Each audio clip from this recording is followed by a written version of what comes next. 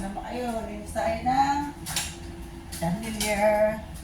Habang wala pa ang mga amo, ito ang ating mga general cleaning po. Pag wala ang amo, ay, dito ba? Kailangan linisin ang mga hindi pa nalilinis.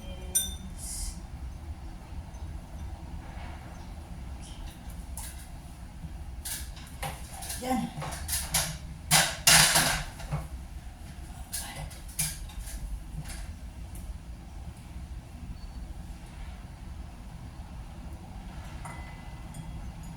Kailangan guys, makinang. Kasi hindi naman natin to laging nililinis eh. Pag wala lang mga amo, mga time na mga hindi mo nalilinis lagi po yan. Yan ang ating lilinisin. Diba? Kaya lang kailangan dahan-dahan. Kasi mahirap na po. Kailangan isa-isa.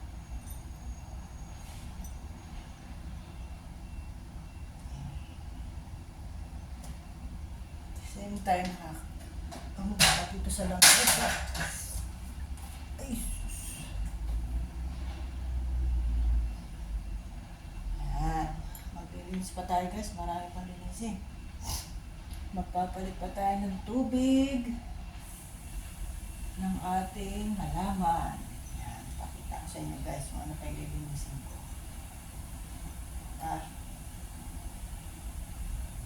Yan. One down. Guys. Excuse me. Po.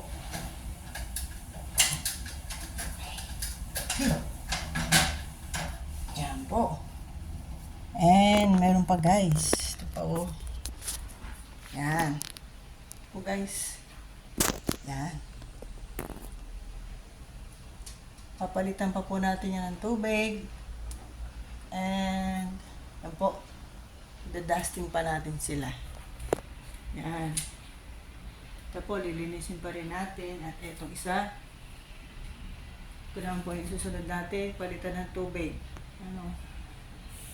Para yung mga ugat niya po, hindi siya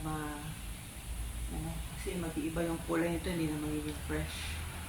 Yun po guys, oh. Yan. Isa po natin po.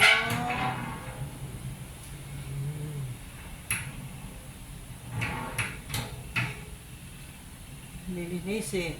Yan. Yan po. Yan. Imumove po natin yan isa-isa. O, di po ba? Yung daming mga wine. O. Di po guys, kaya ay.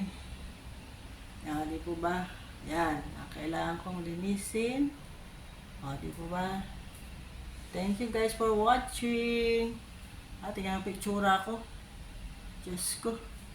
Ang init po kasi eh. Sobrang init. Sarap po muna natin. Mahirap na. Ayan. Ito po guys yung view dito sa bahay. Para kita niyo po. Napakataas ng araw. Oh. Yan po yung itsura ko. Yan guys. Ay, naglaba ko ng sapatos. Guys, okay na. Di po ba guys? Sobrang di po guys. Thanks for watching guys. Salamat po sa suporta. Thank you.